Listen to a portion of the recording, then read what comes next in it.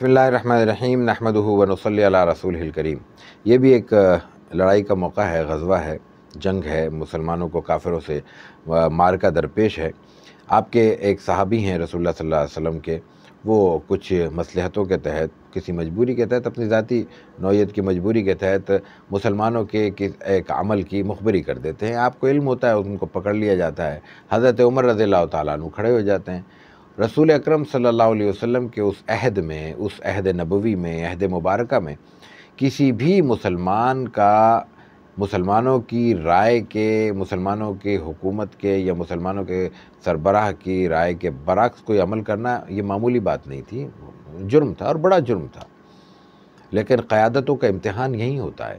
چھوٹے موٹے مارکے تو ہم جیسے لوگ بھی برداشت کر لیتے ہیں، بڑی ذہانتیں، بڑی قیادتیں ظاہر ہے کہ اسی وقت معرض امتحان میں آتی ہیں جب ان کے سامنے کوئی ان کی سطح کا کوئی چیلنج درپیش ہو۔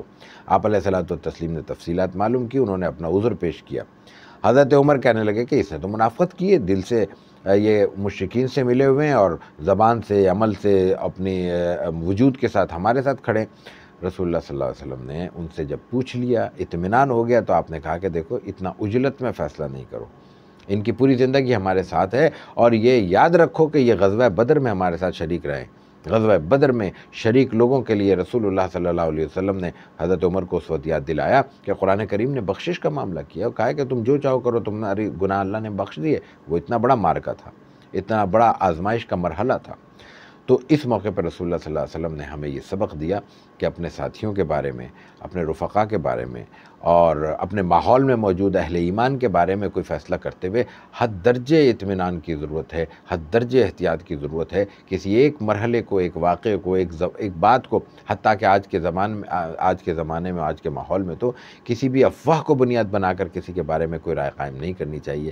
سب چیزوں کو پیش نظر رکھنا چاہیے۔ جس شخص کے بارے میں رائے قائم کر رہے ہیں اس کی پوری زندگی کو پیش نظر رکھنا چاہیے، پھر کوئی فیصلہ کرنا چاہیے۔